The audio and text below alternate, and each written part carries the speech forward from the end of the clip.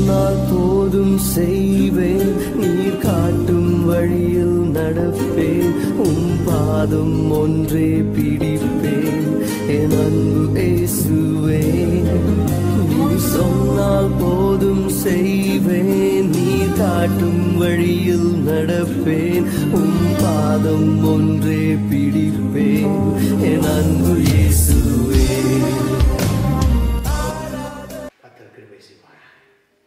ஜெபம் செய்வோம். தாழ்த்தி நாள் வார்த்தைக்காக அன்பின் பிதாவே, உம்முடைய கரத்திலே எங்களை தாழ்த்துகின்றோம் ஆண்டவரே. நீர் உத்தமராய் இருந்தது மாத்திரமல்ல, பூமியில வாழ்ந்த அநேக பரிசுத்தவான்கள் உத்தமமாய் ஜீவித்திருக்கிறார்கள். அதற்காக நாங்கள் நன்றி சொல்லுகிறோம் ஆண்டவரே. ஆனால் பாவம் செய்யாத மனிதன் இல்லை, ஆனால் உத்தமமாய் வாழ்ந்த மனிதன் உண்டு ஆண்டவரே. நோவா உத்தமத்திலே வாழ்ந்தான் என்று வேதத்திலே நாங்கள் வாசிக்கின்றோம். யோபு உத்தமத்திலே இருந்தான் என்று நாங்கள் வாசிக்கிறோம். நீர் மேலானவராய் பரிசுத்தத்திலே நீர் பரிசுத்தராய் இருந்தீர். நன்றி சொல்லுகிறோம் ஆண்டவரே.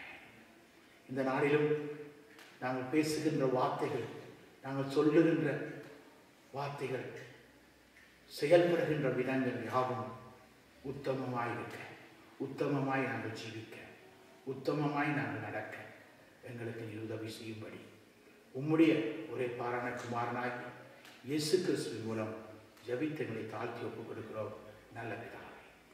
ஆமென். ஹல்லேலூயா. இன்றைய நாள் செய்தி சிலுவையின் இரட்சிப்பு. சிலுவையின் இரட்சிப்பு என்ற தலைப்பிலே உங்களோடு கூட நான் பேச விரும்புகிறேன்.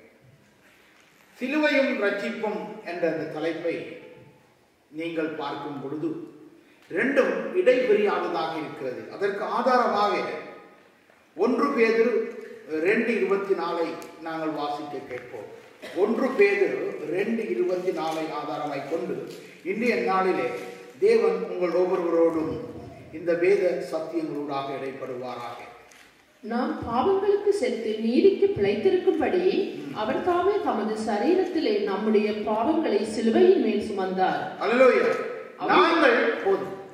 நாங்கள் எதற்கு செத்து எதற்கு பிழைத்திருக்கும்படி தேவன் நம்முடைய பாவங்களை அவர் சிலுவையிலே அவர் சுமந்தார். அல்லேலூயா. தன்னுடைய பாவத்தை அல்ல, நம்முடைய பாவத்தை அவர் சுமந்தார். எதற்கு செத்து எதற்கு நாங்கள் பிழைத்திருக்கும்படி என்பதை நாம் அறிய வேண்டியவர்களாக இருக்கின்றோம். பாவத்துக்கு நாம் செத்து என்று சொல்லப்படுகிறது. செத்து என்றால் மரணம் என்று சொல்லப்படுகிறது. அவ மரணம் நம்முடைய வாழ்க்கைக்கு நடைபெற வேண்டியதாக இருக்கிறது. எதிலே? பாவத்துக்கு மரணம் நடைபெற வேண்டியதாக இருக்கிறது. பாவத்திலே நாம் மரிக்க வேண்டும்.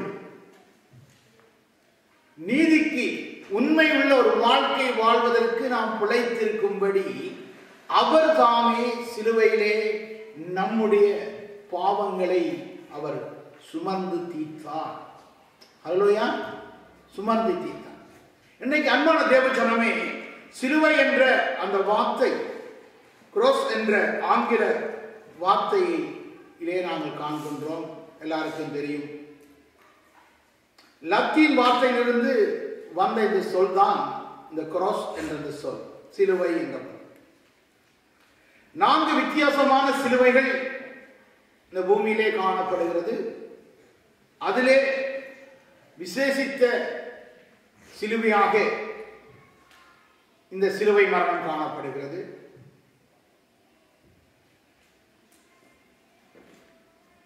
தன் எதிரிகளை மரத்திலே அறைந்து கொலை செய்வது ஆதிகாலம் முதல் இருந்த ஒரு காரியமாக இருக்கிறது. அது பலவிதமான சிலுவைகளிலே ஜனங்களை அறைந்து கொண்டார்கள்.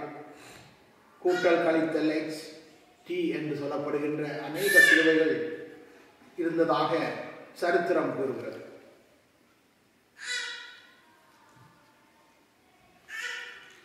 எகிப்தியரை கடந்து ரோமரிடத்திலே பெரும் குற்றவாளிகள் மிகவும், எகிப்தியர் தான் பயங்கரமான கொலைகளை, சிலுவை கொலைகளை செய்தார்கள் என்று பார்க்கிறோம். பலவிதமான சிலுவைகளிலே என்று ஆராய்ச்சிகள் கூறுகின்றது. ஆனால் ரோமர் தான் இந்த கொரஸ் என்று சொல்லப்படுகின்ற இந்த சிலுவையிலே கொலைக்கருவியாக பாவித்தவர்கள் ரோமர்கள். ரோமர்கள் கொடூரமாக மனிதர்களை தண்டிக்க வேண்டும் என்ற ஒரு மனப்பாங்குள்ளவர்களாக இருந்தார்கள். அவர்கள் காலத்தில் தான் ஆண்டவராகிய இயேசு கிறிஸ்து இந்த பூமியிலே வந்தார். அந்த நாட்களிலே அந்த சிலுவையிலே அவர்கள் கொலை செய்வது என்னத்திற்காக என்றால், மற்றவர்கள் இந்த பயங்கரமான கொலைகளை கண்டு மதத்துக்கு விரோதமாக, ராஜாவுக்கு விரோதமாக மற்றும் திருடர்கள் கொலைகள் செய்யக்கூடாது என்பதற்காக இந்த கொலைகள் அங்கே நியமிக்கப்பட்டது. ஆனால் ஆண்டவராகிய இயேசு கிறிஸ்து எந்த கொலையும் செய்யவில்லை, எந்த குற்றமும் செய்யவில்லை. அவர் சொன்னதெல்லாம் மெய்யான ஒரு தெய்வம் இந்த உலகத்தில் இருக்கிறார் என்பதை அவர் அறிவித்து வந்தார். அதற்காகவே அவருக்கு அங்கு அந்த சிலுவை நியமிக்கப்பட்டது. இன்றைக்கு உங்களுக்கும் எனக்கும் ஒரு சிலுவை இருக்கிறது. அந்த சிலுவை தான் நாங்கள் இந்த நாளிலே பார்க்க போகிறோம். அந்த சிலுவை தான் உங்களை ரட்சிப்பின் பாதைக்குள்ளாக கொண்டு போகிறது என்று வேதம் சொல்லுகிறது. இயேசு கிறிஸ்துவை சிலுவையில் அடைந்தார்கள். அவர் யூதராக இருந்தார். பேதுருவை சிலுவையில் அறைந்தார்கள். அவர் கலிலேயராயிருந்தார். ஆனால் பவுலை சிலுவையில் அறைய முடியவில்லை. அவருடைய தலையை சிரச்சேதம் செய்து கொண்டார்கள். ஏனென்றால் ரோமர்களை சிலுவையிலே அறைந்து கொலை செய்யக்கூடாது என்பது அந்த நாட்களில் இருந்த சட்டமாக இருந்தது. இன்றைக்கு உங்களையும் என்னையும் சிலுவையிலே அறைந்து யாரும் கொலை செய்வதில்லை. ஆனால் தினமும் நாம் சிலுவையிலே அடிக்கப்பட வேண்டியவர்களாக இருக்கிறோம். ஆமென். அப்பொழுது நாம் பாவத்துக்கு சிலுவையிலே அறையப்பட வேண்டியவர்களாக இருக்கிறோம். ஏனென்றால் நம்முடைய பாவம் சிலுவையிலே அறையப்பட்டது. நாம் தினந்தோறும் மனிதனுடைய வாழ்க்கையிலே பாவம் சிலுவையிலே அறையப்பட வேண்டியதாக இருக்கிறது. என்றால் சிந்தனை நம்மை எப்பொழுதும் பாவம் செய்ய தூண்டிக் கொண்டிருக்கின்றது. எண்ணங்கள் நம்முடைய சிந்தனையை தூண்டிக் கொண்டிருக்கிறது. ஹார்ட்ல ஃபெயிலியர் வந்தா மைண்ட்ல ஃபெயிலியர். ஏனென்றால் இந்த ஹார்ட்ல இருக்கின்ற பீட்டானது, இரத்த ஓட்டமானது மண்டையிலே அது ஓடிக்கொண்டிருக்கிறதாக இருக்கிறது. இங்கே தடைகள் ஏற்படும் பொழுது இங்கே பிரச்சனை ஆரம்பமாகிறது. டாக்டர்கள் இருந்தால் அவரிடத்திலே கேட்டு விசாரித்துக் கொள்ளுங்கள். அப்படி இல்லை என்றால் என்னிடத்தில் வந்து என்னோடு பேசுங்கள். அன்பான தேவஜனமே, உன்னுடைய பாட்டை நீ சரியா கவனித்துக் கொள்ள வேண்டும். அதுக்காக தான் கொழுப்பை அதிகமாக சாப்பிடாதீங்கன்னு சொல்லுவார். இந்த ஹார்ட்ல தடை வந்துட்டுன்னா மைண்ட்ல பிரச்சனை ஆகிடும். மறதி, ஞாபக சக்தி குறைவு, கோபம், இவைகளெல்லாம் வருவதற்கு காரணம் காட்டில் இருக்கிற இரத்தமானது சரியாக அங்கே அது இயங்கி செல்லாவிட்டால் அந்த இரத்தமானது உங்களுடைய மைண்டை பாதிக்கிறதாக இருக்கிறது.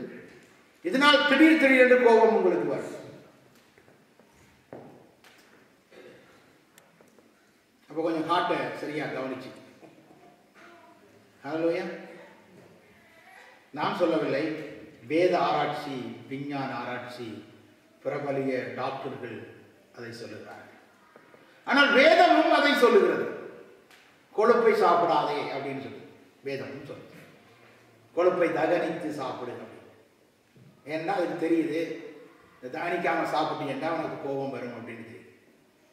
ஏன்னா மைண்ட்ல வந்து அது செல்லும் போது செல் வந்து தடுக்கப்படுகிறது.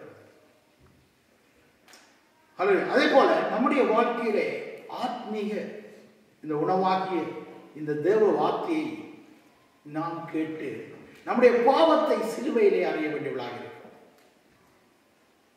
ஹல்லேலூயா. பாவம் பெரிய கொழுப்பு, அது எப்பவுமே நம்ம சுற்றி படத்து பிடித்துக் கொள்ளும். ஹல்லேலூயா. அது பிடித்துக் கொண்டதுன்னு சொன்னா எங்கேயாவது ஒரு அடைப்பு ஏற்பட்டுரும். அப்பொழுது ஏதாவது ஒரு பாவம் செய்ய தூண்டி. ஹல்லேலூயா. அதே போல இதை முதலாவது தடுக்க வேண்டியவளாக இருக்கிறோம். என்ன செய்ய வேண்டும் என்று வேதம் சொல்லுகிறது. ஒரு மனிதன், உங்களுக்கு எல்லாருக்கும் தெரியும் இந்த சம்பவம், என்றால் நான் வாசிக்க வேண்டியதாக இருக்கிறது.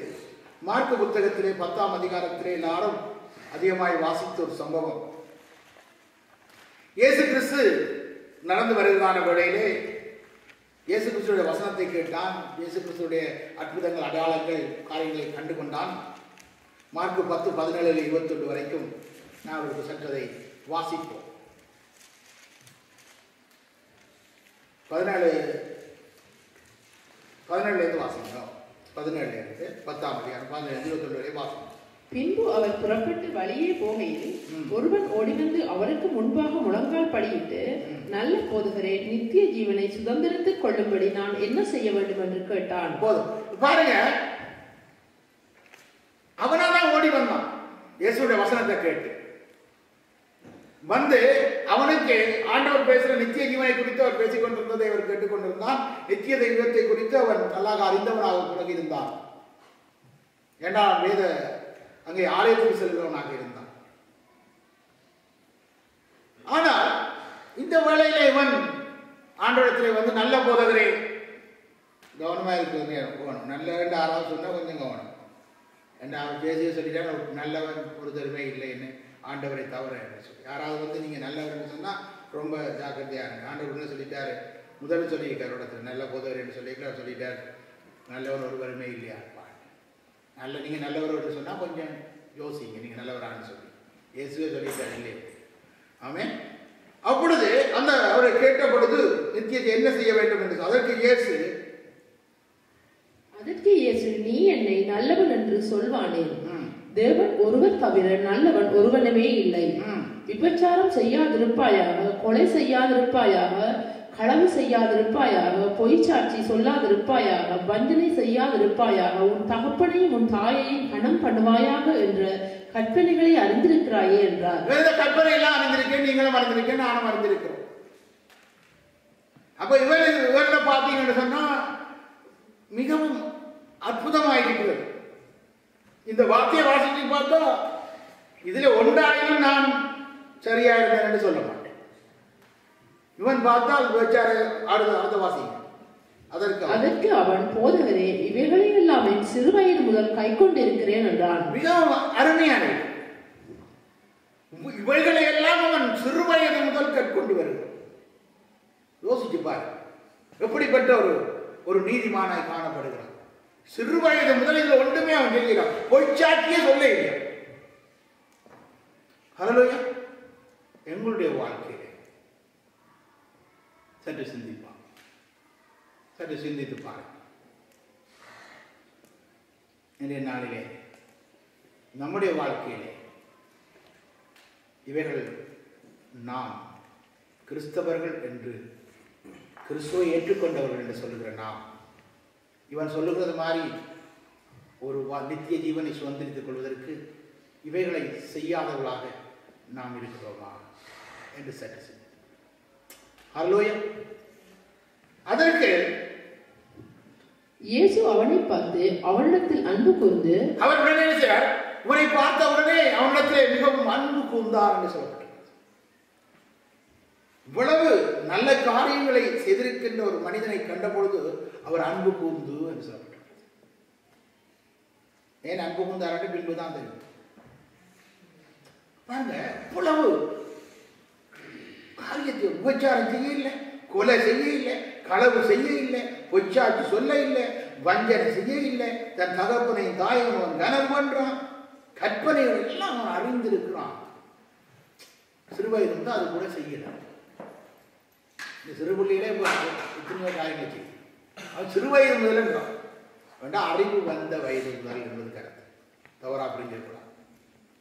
அறிவு வந்தது முதல் அவன் அப்படி செய்ய வேண்டும். சிறுவயது முதல் அதை கை கொண்டு வருகிறான். அப்ப இயேசு அவனை பார்த்து, உன்னிடத்தில் அன்பு கூர்ந்து, உன்னிடத்தில் ஒரு குறை இருக்குது அப்படின்னு. உங்களை பார்த்து என்ன பார்த்து சொல்றாரு, உங்களிடத்துல ஒரு எல்லாம் நல்லா செய்றீங்க பிள்ளைங்களே, நீங்கள் ஆனால் உங்களிடத்துல ஒரே ஒரு குறை தான் எனக்கு காணக்கூடியதா இருக்கிறது. என்ன குறையா? நீ போய் உனக்கு உண்டானவைகளை எல்லாம் விற்று தரித்திரருக்கு கொடு, அப்பொழுது பரலோகத்திலே உனக்கு பொக்கிஷம் உண்டாயிருக்கும். பின்பு சிலுவையை எடுத்துக்கொண்டு என்னை பின்பற்றி வா என்றார். இவருக்கு விருப்பம் ஆண்டவராக இயேசுவை பின்பற்றி இயேசுவை போல வாழ விருப்பம். ஆனால் ஒரு காரியத்தை விட விருப்பம் இல்லை. நாங்கள் அநேகருடைய வாழ்க்கையிலே அதுதான். எல்லாம் செய்ய விருப்பம், ஆனால் நம்முடைய வாழ்க்கையிலே நாம் ஒரு காரியத்தை விடுவதற்கு நமக்கு மனமில்லை. இயேசுடைய சிலுவையை எடுத்துக்கொண்டு பின்பற்றும்படியாய் ஆண்டவர் சொல்லவில்லை, உன் சிலுவையை எடுத்துக்கொண்டு என்னை பின்பற்றுவாய். இவை எல்லாத்தையும் விட்டு விட்டு நீ உனக்கு ஒரு சிலுவை இருக்கிறது, நீ விட முடியாமல் இருக்கிற ஒரு சிலுவை. உங்களுடைய வாழ்க்கை ஒவ்வொருடைய வாழ்க்கையிலும் நீங்கள் விட முடியாது இருக்கிற ஒரு சிலுவை உங்களுடைய வாழ்க்கையில் இருக்கிறது. எல்லா காரியங்களையும் நீங்கள் நல்லா செய்யலாம், ஆனால் உங்களால் விட முடியாத ஒரு சிலுவை. அந்த சிலுவை குறித்து தான் நாங்கள் அதை பார்க்க போகிறோம். அந்த விட முடியாத சிலுவையை நீங்கள் விட வேண்டும். ஹல்லேலூயா. உங்களே ஆண்டவர் சொல்லலை, உங்களை அன்பு கூர்ந்து நீ எல்லாத்தையும் வித்து போட்டு வாண்டா, இங்கே ஒருவருமே வரமாட்டீங்க. ஏன் வரமாட்டீங்க? எல்லாருக்கும் எல்லாம் தேவையாது. ஹல்லேலூயா. ஆனால் அன்று சீசர்கள், இயேசுவை பின்பற்றின சீசர்கள் எல்லாவற்றையும் விட்டுட்டு வந்தவர். இன்னைக்கு நீங்களும் நானும் அப்படி வரல.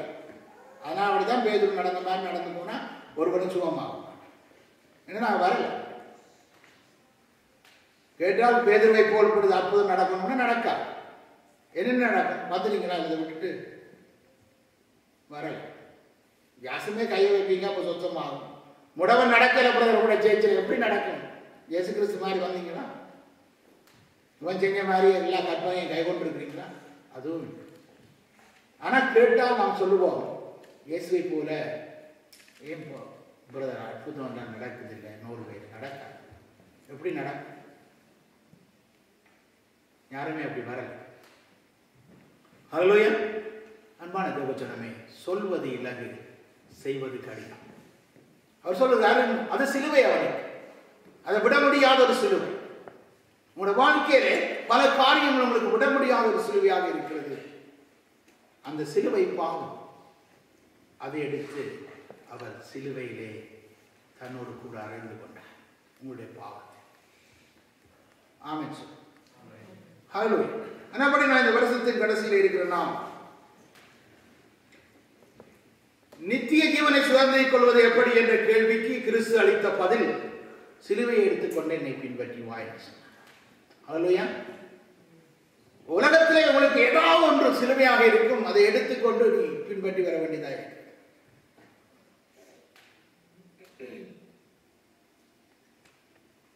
சிலுவையதன் பொருள் என்பதை நாம் அறிவதற்கு முதலாவது ஆண்டவராகிய இயேசுடைய சிலுவை பாடை நோக்கி பார்க்க வேண்டியதாக இருக்கிறது. ஒரு விஷயம், அவருடைய சிலுவை பாடை நோக்கி பாருங்க. இந்த வேளையிலே உங்களுடைய சிந்தனைகள், உங்களுடைய எண்ணங்களில் ஏதாவது ஒரு காரியத்தை உங்களால் விட முடிகிறதா? கிறிஸ்துவுக்காக இந்த வருஷத்தின் கடைசியிலே நீங்க செய்ய வேண்டிய ஒரு முக்கியமான காரியம் என்ன? கிறிஸ்துவுக்காக நீங்கள் விட வேண்டிய அநேக காரியங்கள் இருக்கிறது. அது ஒரு காரியத்தை இன்றைய நாளிலே விடுவீர்கள் என்றால் நித்திய ஜீவன் உங்களுக்கு கிடைக்கும். ஹல்லேலூயா. மத்தேயு 10:32 பார்ப்போம்.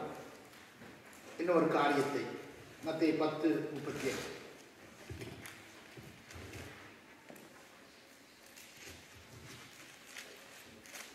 ஆதலால் அறுப்புக்கு எஜமான் தமது மத்தேயு 10:38.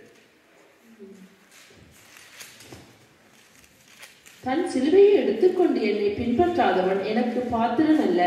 தன் சிலுவையை எடுத்துக்கொண்டு எனக்கு பின்பற்றாதவன் எனக்கு பாத்திரன் அல்ல. எந்த சிலுவை? மேல வாசிங்க. தகப்பனையாவது தாயையாவது என்னிலும் அதிகமாய் நேசிக்கிறவன் எனக்கு பாத்திரன் அல்ல. மகனையாவது மகளையாவது என்னிலும் அதிகமாய் நேசிக்கிறவன் எனக்கு பாத்திரன் அல்ல. அந்த பாத்திரன் அல்ல என்ற அந்த வார்த்தை சிலுவைக்கு கீழாக வருகிறது. அப்படியானால் ஒருவேளை இயேசுவை ஏற்றுக்கொள்வதற்கு உன்னுடைய வாழ்க்கையிலே உன்னுடைய மாமி, இல்லை என்றால் உன்னுடைய அம்மா, உன்னுடைய தங்கச்சி, உன்னுடைய பிள்ளைகள், இல்லைன்னா உன்னுடைய உறவினர்கள், உன்னுடைய நண்பர்கள் உனக்கு தடையாக இருக்கும் என்றால், நீ அதை விட்டுட்டு வராவிட்டால் அது உனக்கு அந்த சிலுவையை நீ சுமக்க பாத்திரன் அல்ல. இயேசுடைய சிலுவை. சில நேரங்களில் நம்முடைய வாழ்க்கையிலே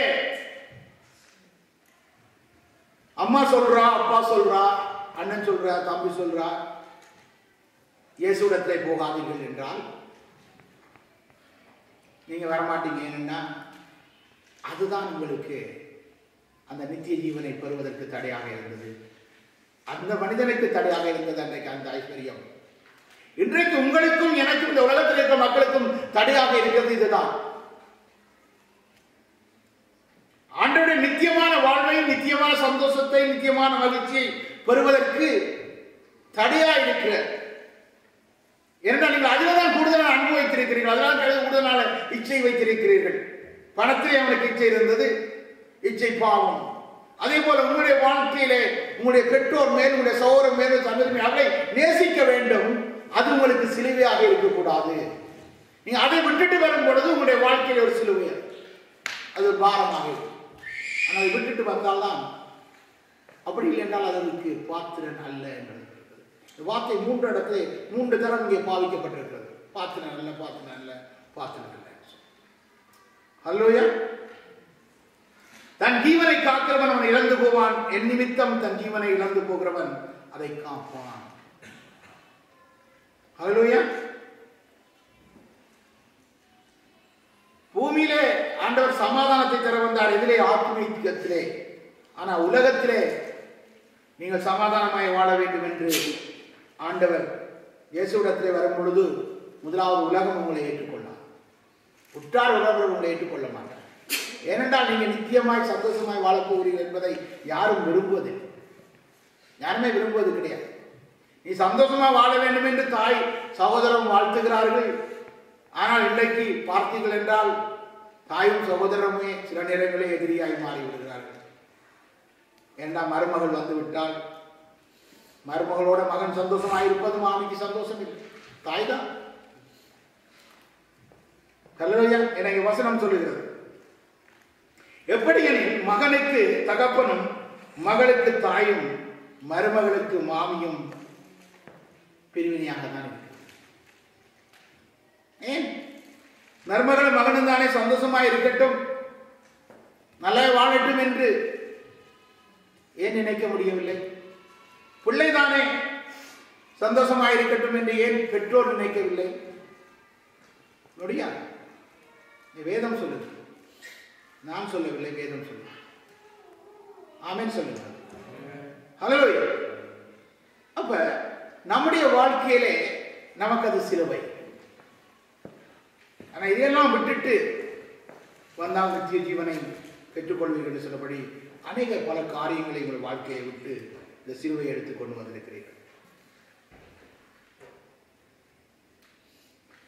அப்பொழுது நாம் பார்க்கும் பொழுது நாம் கிறிஸ்துவுக்கு சீசன் ஆவதற்கு நாம் நேசிக்கும் அனைவரை பின்னாக தள்ளி அவரை முன்னாக நேசிப்பது நமக்கு சிலுவையாக இருக்கிறது.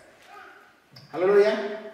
சில நேரங்களிலே ஆண்டவருடைய வேலை செய்ய போகும் பொழுது யாராவது ஒரு ஆள் தடுத்தால் அதை எதிர்த்து வருவது மிகவும் கடினமாக இருக்கிறது. ஏனென்றால் அந்த சிலுவையை எடுத்துக்கொண்டு வருவதற்கு அவர் ஆயத்தம் இல்லை. அங்கே வேதம் தருவாய் சொல்லுகிறது. பார்க்கும் பொழுது கிறிஸ்து சீசனாவதற்கு நாம் நேசிக்கும் அனைவரையும் பின்னாக தள்ளி அவரை முன்னாக நேசிப்பது, இது நமக்கு சிலுவை. அல்லேலூயா. அந்த சிலுவையிலே அவர் நம்முடைய பாவத்தை அவர் சிலுவையிலே ஏற்றுக்கொண்டார். இவையெல்லாம் அவருடைய வாழ்க்கையிலே அவருக்கு இருந்த வேதனைகள். இயேசு தாயை தள்ள வேண்டி இருக்கிறது, சகோதரனை தள்ள வேண்டி இருக்கிறது, உலக ஜனங்களை தள்ள வேண்டி இருக்கிறது.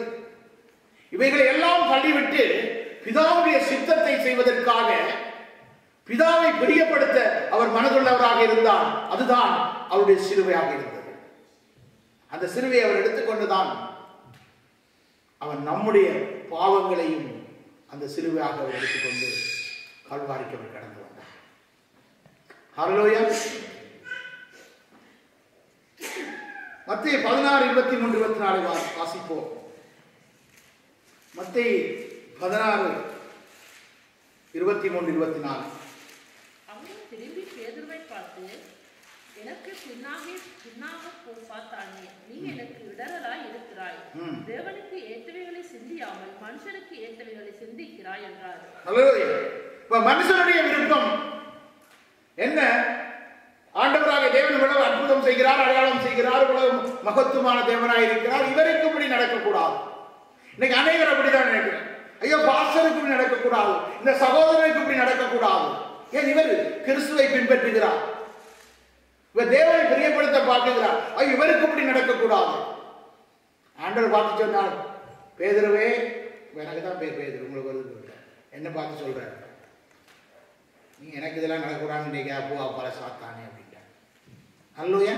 நாங்கள் சில நேரங்களிலே மனிதரை பிரியப்படுத்த நம்மை நாம் சிலுவையிலே அறைய ஆயத்தம் உள்ளவளாக இருக்கிறோம். அப்ப மனுஷனுடைய விருப்பத்தை விடுத்து தேவனுடைய சித்தத்தை நாம் ஏற்றுக்கொள்வது என்பது நமக்கு சிலுவை. அல்லையா? எத்தனை பேர் ஏற்றுக்கொள்றீங்க? ஆமாம் சார். மனிதனுடைய சித்தத்தை வெறுத்து தேவ சித்தத்திற்காக தன்னை அர்ப்பணிப்பது சிலுவை. ஆமென் சார். ஹல்லேலூயா. அன்பான தேவச்சனமே, இன்றைக்கு நாம் மனிதனை பிரியப்படுத்த பார்த்தால் தேவனை பிரியப்படுத்த முடியவே முடியாது. ஹல்லேலூயா. ஒன்றும் கொண்டு வந்ததும் இல்லை, ஒன்றும் கொண்டு போவதும் இல்லை.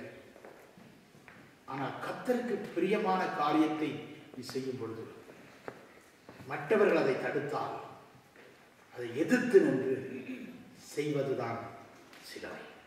அதனால் உனக்கு சிலுவை பாடு. அந்த சிலுவை பாடனை அந்த நேரம் சந்தித்துதான் ஆக வேண்டும். அந்த வேலையில் உனக்கு அது ஒரு சிலுவை வேதனையாய் காலை துப்புகிறது போல ஒரு வேதனை உடைய வாழ்க்கையில் மற்றவர்களை காலை துப்பது போல இருக்கும், அடித்து துன்புறுத்துவது போல இருக்கும். சிலுவையை நினைத்துக் கொள். ஹல்லேலூயா. கிறிஸ்துவின் சிலுவை என்பது நம்மை ரட்சிக்கிறதாக இருக்கிறது. உன்னுடைய சிலுவை என்பது உன்னுடைய வாழ்க்கையை மேன்மைப்படுத்துகிறதா இருக்கிறது, உன்னுடைய ரட்சிப்பை பூரணப்படுத்துகிறதா இருக்கிறது, உன்னை நித்திய ஜீவன் வரைக்கும் உன்னை அழைத்துக் கொண்டு போகிறதா இருக்கிறது. ஹல்லேலூயா. ஜனவரியில் இருந்து பிள்ளைகளுக்காக நொஸ்கிலே நாங்கள் டிரான்ஸ்லேட் பண்ணியிருக்கிறோம். ஹல்லேலூயா. அன்பான தேவச்சனமே, இன்றைக்கு இப்படிப்பட்ட ஒரு சிலுவை உங்களுடைய வாழ்க்கையிலே காணக்கூடியதாய்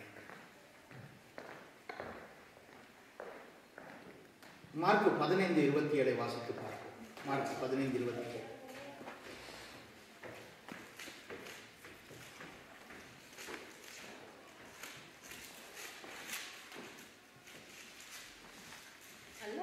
அவருடைய வலது பக்கத்தில் ஒருவனும் அவருடைய இடது பக்கத்தில் ஒருவனுமாக 2 கள்ளரை அவரோட கூட சிலுவையில் அறைந்தார்கள். அக்கிரமக்காரர்கள் கொடுவனாக எண்ணப்பட்டார் என்கின்ற வேத வாக்கியம் அதனாலே நிறைவேறியது. ஹல்லேலூயா. இந்த இடத்திலே பாருங்கள், நீ நன்மைதான் செய்தார் ஆண்டவராகிய தேவன். ஆனால் 2 பக்கத்தில் இருக்கின்றவர்களை பார்க்கும் பொழுது அவர்கள் உண்மையாக குற்றவாளிகளாக இருக்கிறார்கள், உண்மையாய் குற்றம் செய்தவர்களாக இருக்கிறார்கள். அவர்கள் தண்டிக்கப்படுகிறார்கள். ஆனால் எவரும் குற்றமும் செய்யவில்லை. இங்கே நடுவிலே இயேசு கிறிஸ்து தண்டிக்கப்படுகிறார். இப்பொழுது நீங்கள் பார்க்கலாம், உண்மையாக குற்றம் செய்தவர்கள் தண்டிக்கப்படுகிறார், நல்லது.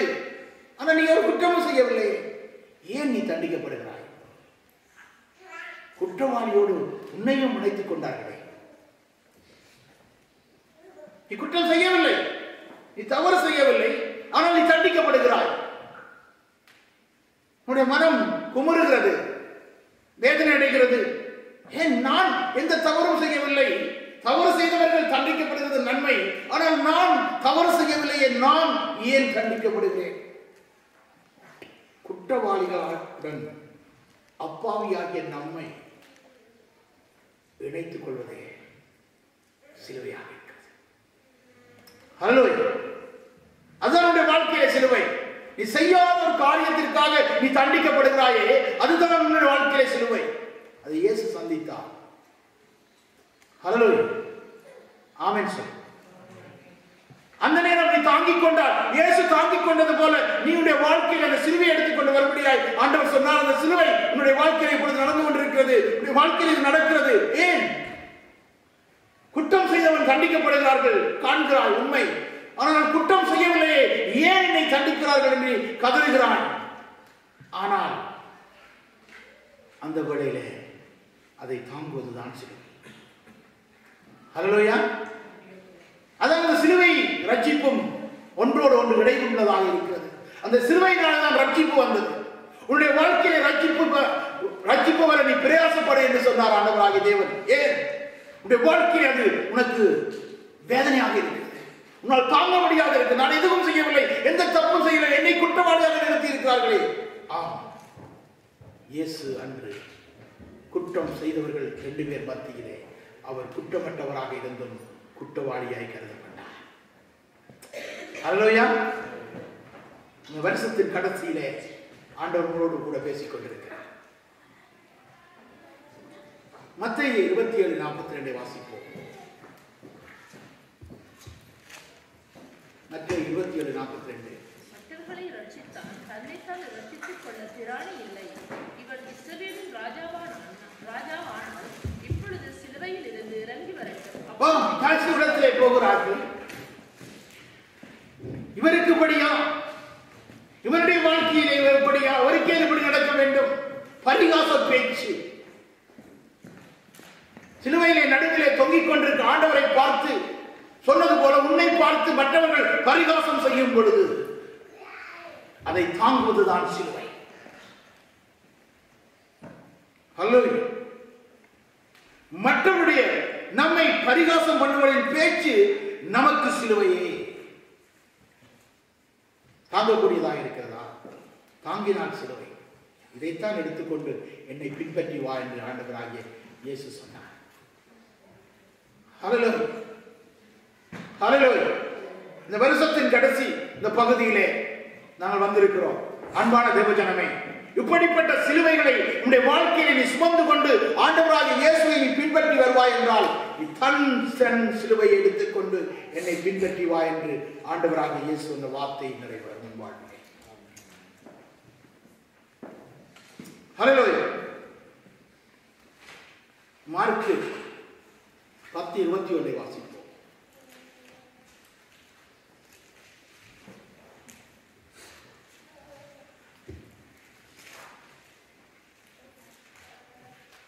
இயேசு அவனை பார்த்து அவனிடத்தில் அன்பு கூர்ந்து, உன்னிடத்தில் ஒரு குறைவு உண்டு, நீ போய் உனக்கு உண்டானவைகளை எல்லாம் விற்று தரித்திரருக்கு கொடு, அப்பொழுது பரலோகத்திலே உனக்கு பொக்கிஷம் உண்டாயிருக்கும், பின்பு சிலுவையை எடுத்துக்கொண்டு என்னை பின்பற்றி வா என்றார். ஒருவேளை நம்முடைய வாழ்க்கையிலே நமக்கு சில நேரங்களிலே பற்றாக்குறை இருக்கிற வேளையிலே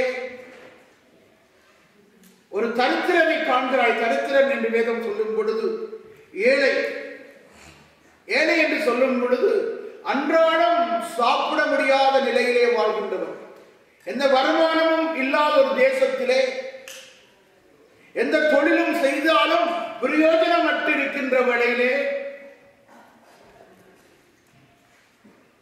நிலமெல்லாம் அங்கே காய்ந்து கிடக்கிறது. விதைத்தால் கூட விதை வராது, மழை பெய்தால் கூட மழை வராது.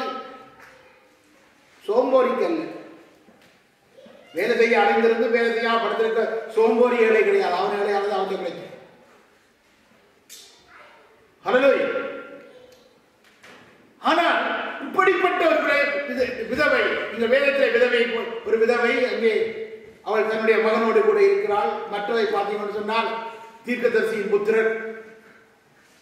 புத்திரர்கள் அங்கே தாய் அனக்கதியாய் நிற்கிறாள். அங்கே எந்த விதமான ஒரு விளைவும் இல்லாத ஒரு நேரம், பஞ்சம் கொடிதாக இருந்தது. மாவிலே இருக்கிற அப்பத்தை எடை காய்த்து சுட்டு இதை செத்து போவோம், இதுக்கு பின்பதாய் வாழ்வதற்கு எந்த வழியும் இல்லை. தேசத்திலே பஞ்சம் கொடிதாக இருந்தது. அந்த பஞ்சமான கொடிதான நிலையிலே உன்னிடத்தில் இருக்கிறதை நீ கொஞ்சம் விற்று அவனுக்கு கொடுப்பது உனக்கு ஒருவேளை கஷ்டமாக இருக்கலாம், ஆனால் அது உனக்கு சிலுவை. ஹல்லேலூயா. இருக்கிறவைக்கு பொன் கொடுக்கிறதுக்கு நாம் ஆயத்தம் ரெடியா இருக்கு. ஆனா இல்லாதவனுக்கு பொன் கொடுக்கிறது நமக்கு ரொம்ப கஷ்டமா இருக்கு.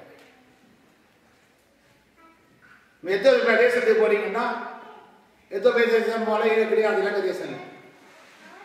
அங்க போனீங்கன்னா அடுத்த நேரம் அதுக்கு கொடுக்கிறதுக்கு சாப்பிடுறது தண்ணி குடிக்கிறது முடியாத ஒரு சூழ்நிலை. அந்த நேரத்தில் நீ 10 தண்ணியை வேண்டிக் கொண்டு உன்னை ஒருத்திரி கொண்டே கொடுப்பது அது உனக்கு சிலுவை. ஹல்லேலூயா. பணத்தை கொடுப்பது சில பேருக்கு சிலுவை. கர்த்தருக்கு கொடுக்க வேண்டியதை கொடுப்பது பலருக்கு சிலுவை. விருப்பம் இல்லை.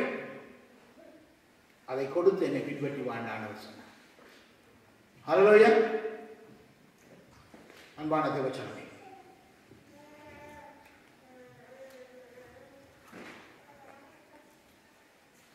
யோவான் 19:19 வாசிப்போம். யோவான் 19:19 நம்மை அவமானப்படுத்தி நமக்கு பட்டங்கள் சூட்டும் பொழுது அது நமக்கு சிறிதாக இருக்கு. பிலாத்து ஒரு மேல் விலாசத்தை எழுதி சிலுவையின் மேல் போடி வைத்தான். அது நசரேயனாகிய இயேசு யூதருடைய ராஜா என்று எழுதியிருந்தது. இயேசு சிலுவையில் அறையப்பட்ட இடம் நகரத்திற்கு சமீபமாய் இருந்தபடியினால் யூதரில் அநேகர் அந்த மேல் விலாசத்தை வாசித்தார்கள்.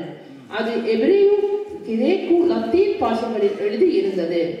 அப்பொழுது யூதருடைய பிரதான ஆசாரியர் பிலாத்துவை நோக்கி, யூதருடைய ராஜா என்று நீர் எழுதாமல் தான் யூதருடைய ராஜா என்று அவன் சொன்னதாக எழுதும் என்றார்கள். பிலாத்து பிரதியுத்தரமாக, நான் எழுதினதே என்றான். அவர் உலகத்திலே வந்து ராஜாவாக இருந்தார். அந்த ராஜாவை அவமானப்படுத்தும்படியாக அங்கே நடந்த சம்பவம் என்ன? சிலுவையிலிருந்து இறங்கி வாழ்ந்து சிலர் கூக்குரட்டவர்களை கோபப்படாமல் வெந்த புண்ணில் இப்படி வேல் பாய்ச்சுகிறார்கள் என்று வெறுத்து பேசாமல் இருப்பது சிலுவை. ஹல்லேலூயா. அங்கே அவமானப்படுத்தப்படுவது கிறிஸ்துவனானால் இல்லைன்றால் நீ இப்படிப்பட்டவனானால், நீ இப்படி செய்கிறவனானால், ஒன்றும் செய்யாத ஒரு தேவன், சர்வ வல்லமுள்ள தேவன், வானத்தையும் பூமியும் அண்ட சராசரங்களையும் படைத்த தேவன், எல்லாரும் பார்த்து பரிகாசம் பண்ணப்பட்டவராக சிலுவையிலே தொங்கிக் கொண்டிருக்கும் பொழுது உன்னிடத்தில் வீரன் இருந்தால் வாரம் என்று சொன்னால் காணும் உங்களுடைய அப்படியோட படி எடுத்து காட்டி தப்பு. ஆனால் வானத்தையும் பூமி அண்ட சராசரங்களையும் படைத்த தேவன், உலகத்தையே ஒரு நொடியிலே உருவாக்கின தேவன், ஒரு வார்த்தையே சூரியனை உருவாக்கின தேவன், வெளிச்சத்தை உண்டு பண்ணின தேவன், அவமான நிந்தைகள் வரும் பொழுது அந்த நிந்தைகளை சகித்ததுதான் சிலுவை. சகிக்கிறாய் சிட்டுது பார் சகோதரனை சவாரி. ஒரு வார்த்தை பேசினா போதும், சும்மா வெடி பிளம்பு மாதிரி பிளந்து விடுவேன். கேட்டால் நான் கிறிஸ்துவை பின்பற்றி வருகிறேன், நான் கிறிஸ்தவன். ஹல்லேலூயா. இது சிலுவை.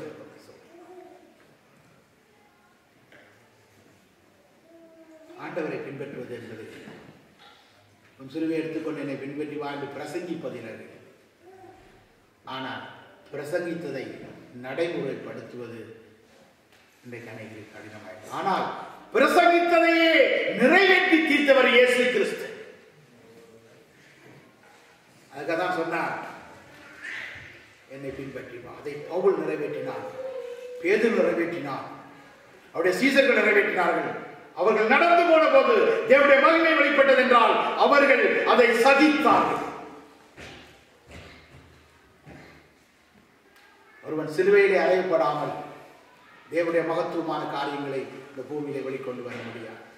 யாராவது ஒரு வார்த்தை சொல்லிவிட்டால் உடனே ஒரு வாயிலிருந்து புறப்படுகிற வார்த்தைகள் எப்படி ஆகியிருக்கிறது சற்று சிந்தித்து பாருங்கள். ஆனால் வானத்தையும் பூமியையும் அந்த சராசரங்களையும் படைத்த தேவன் அந்த நேரத்திலே பரிசுத்த ஆவி அவருக்குள்ளே இருந்தார் என்றால் அவர் அதை சகித்ததை அடையாளமாய் காண்பித்தார். ஹல்லேலூயா. அன்பான தேவச்சனமே, லூக்கா 9:23 முடிக்க போகிறேன், நேரம் கடந்து போகிறது.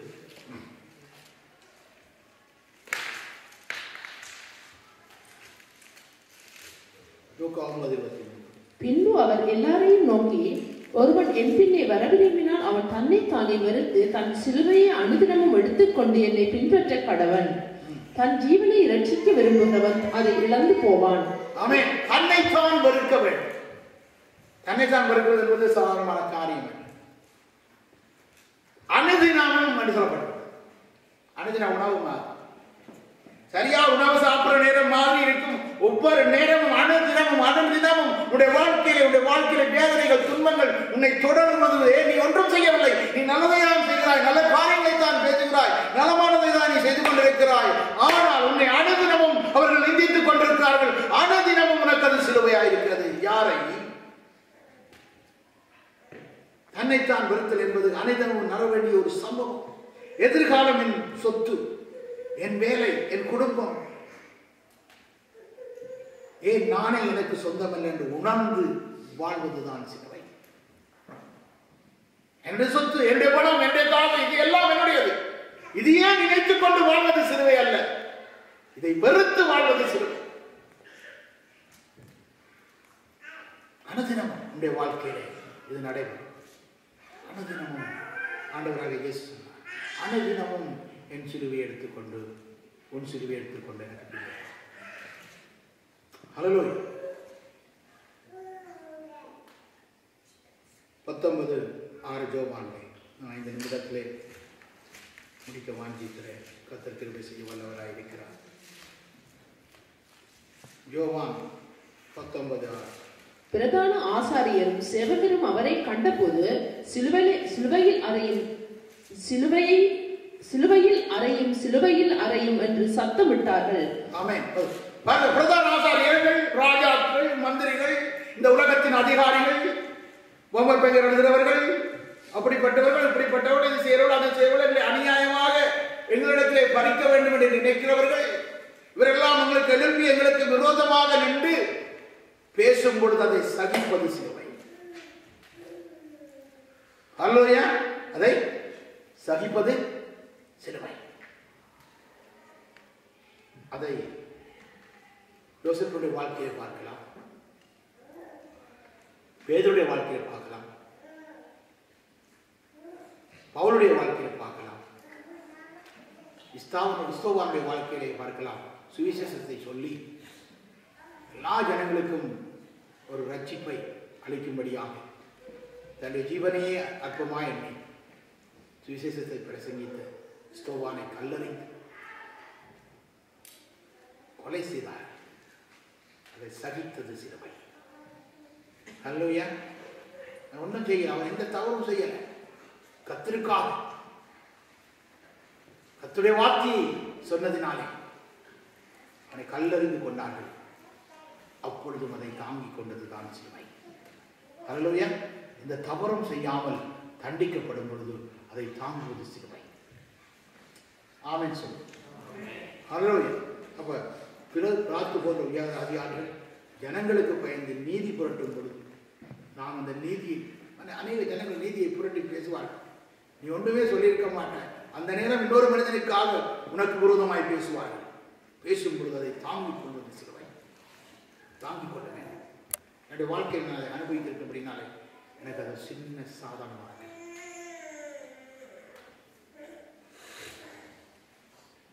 ஒரு நாள் என்னுடைய வாழ்க்கையில் நடந்த உண்மை சம்பவம்.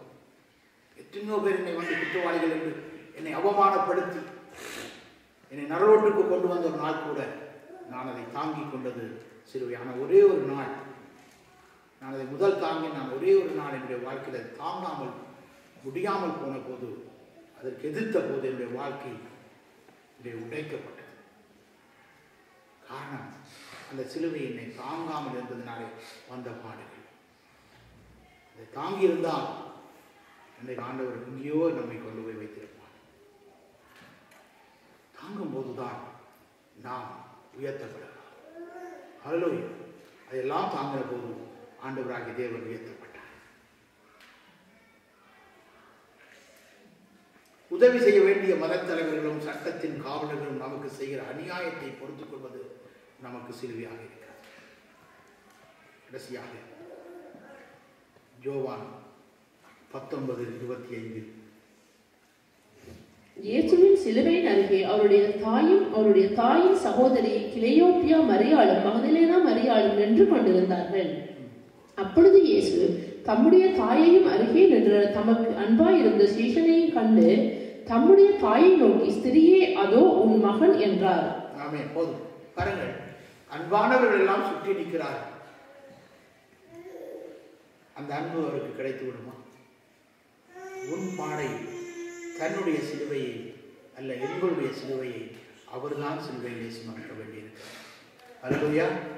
தன் சிலுவையை நீதான் சொல்ற. எத்தனை அன்பானவர்கள் உன்னை சுற்றி இருந்தாலும், உன்னை பேசும்போது, உன்னுடைய உள்ளம் வரும்பும் போது, உன்னுடைய உள்ளம் உடைக்கப்படும் பொழுது அதை தாங்குவதுதான் சிலுவை.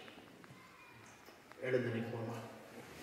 அல்லையா. சிலுவையின் ரட்சிப்பும் உங்களுடைய வாழ்க்கையில் கிடைக்க வேண்டும் என்று தேவன் பிரியப்படுகிறார்.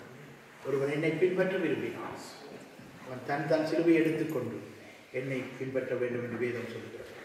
அல்லேலூயா.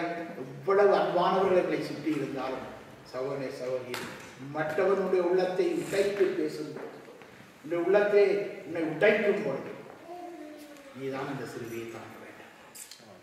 அல்லேலூயா. அந்த சிலுவையை எடுத்துக்கொண்டு நீதான் இயேசுவை பின்பற்ற வேண்டும். அல்லேலூயா.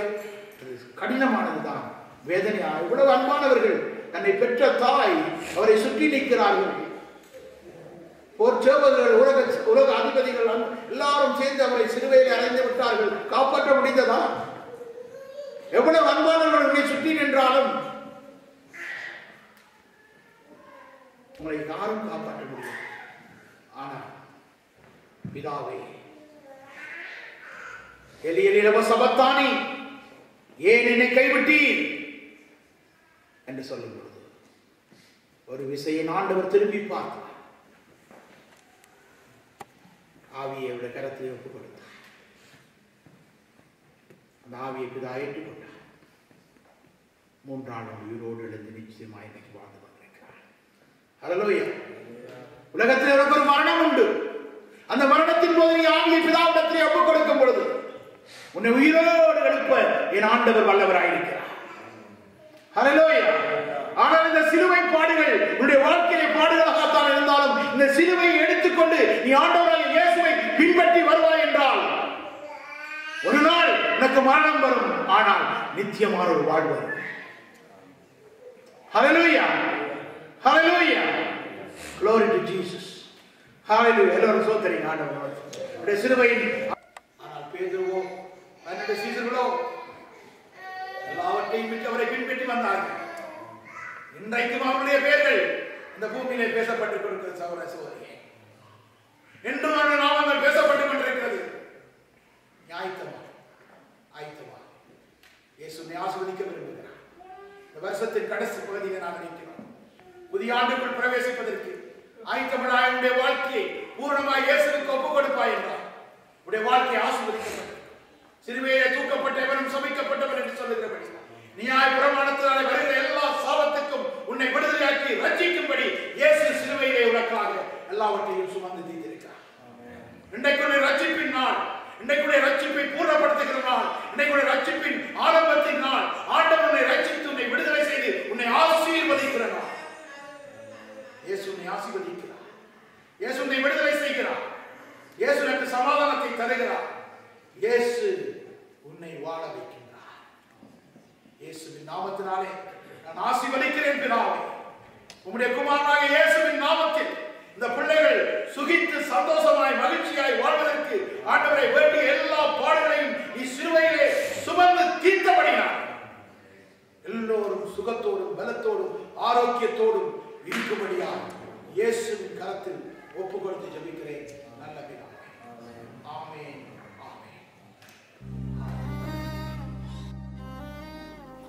வானத்தையும் பூமியையும் அண்ட சராசரங்களையும் படைத்து வானோர் பூலோகத்தாருடைய முழங்கால் யாவும் முடங்கும் எல்லா நாமத்துக்கும் மேலான இயேசுவின் நாமத்தில் உங்களை வாழ்த்துகிறோம். அன்பான தேவஜனமே, இந்த வெப்சைட் ஊடாக நீங்கள் ஆசீர்வாதத்தை பெற்றிருப்பீர்கள் என்று நாங்கள் விசுவாசிக்கிறோம். மேலும் இந்த வெப்சைட் பகுதியிலே வீடியோ, ஆடியோ, போட்டோஸ் மற்றும் ஆர்டிகல்ஸ்கள் இருக்கிறது. இவைகளை நீங்கள் பார்த்து ஆவி ஆத்தும சரீரத்திலே பூரண விடுதலையும் சமாதானத்தையும் சந்தோஷத்தையும் பெற்றுக்கொள்வீர்கள் என்று நாங்கள் விசுவாசிக்கிறோம். வெறியா சுவிசேஷ தேவ சபை குடும்பம் ஒவ்வொரு ஞாயிறும் மதியம் 14 மணி, அதாவது 2 மணிக்கு பரிசுத்த தேவ ஆராதனை நடைபெறுகிறது. இதிலே வந்து நீங்கள் கலந்து கொண்டு தேவ சமாதானத்தையும் ஆசீர்வாதத்தையும் பெற்றுக்கொள்ளும்படி பெரியா சுவிசேஷ தேவ சபை குடும்பம் உங்களை அன்போடு கூட அழைக்கிறது. நீங்கள் ஒவ்வொருவரும் இந்த ஆசீர்வாதத்தை பெற்றுக்கொள்வீர்கள் என்று நாங்கள் விசுவாசிக்கிறோம். மேலும் இதங்களோடு நீங்கள் தொடர்பு கொண்டு ஜெப தேவைகளுக்கும் உங்களுடைய வாழ்க்கையின் ஆலோசனைகளுக்கும் எங்களோடு தொடர்பு கொள்ள விரும்பினால் கீழ்காணும் முகவரியிலோ அல்லது டெலிபோனிலோ நீங்கள் எங்களோடு கூட தொடர்பு கொள்ளலாம். இந்த வெப்சைட் மூலமாக கூட நீங்கள் எங்களோடு கூட தொடர்பு கொள்ளலாம். கர்த்தர் தாமே உங்களை ஆசீர்வதிப்பாராக. இயேசுவின் நாமத்தில் உங்களை ஆசீர்வதிக்கிறோம். ஆமென். ஆமென்.